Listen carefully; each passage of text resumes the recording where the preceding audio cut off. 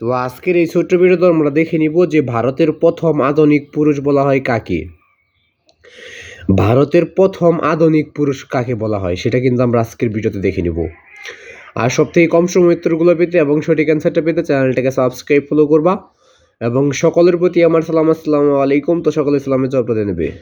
তো ভারতের প্রথম আধুনিক পুরুষ বলা হয় কাকে সেটা জেনে নেব। তার আগে তো সকলের প্রতি আমার সালাম, আসসালামু আলাইকুম। তো সকলে ইসলামে জবটা দেবে।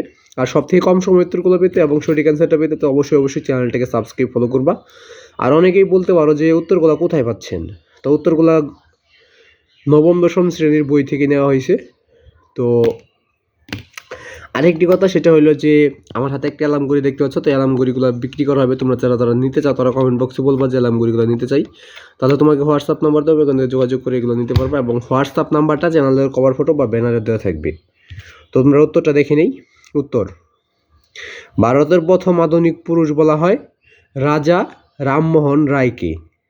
রাজা রামমোহন রায়কে ভারতের প্রথম আধুনিক পুরুষ বলা হয়। তো সব থেকে কম সময় উত্তরগুলো পেতে এবং সঠিক অ্যান্সারটা পেতে চ্যানেলটিকে সাবস্ক্রাইব ফলো করবে এবং সকলে চ্যানেলটিকে সাবস্ক্রাইব করে অল নোটিফিকেশন অন করে রাখবা।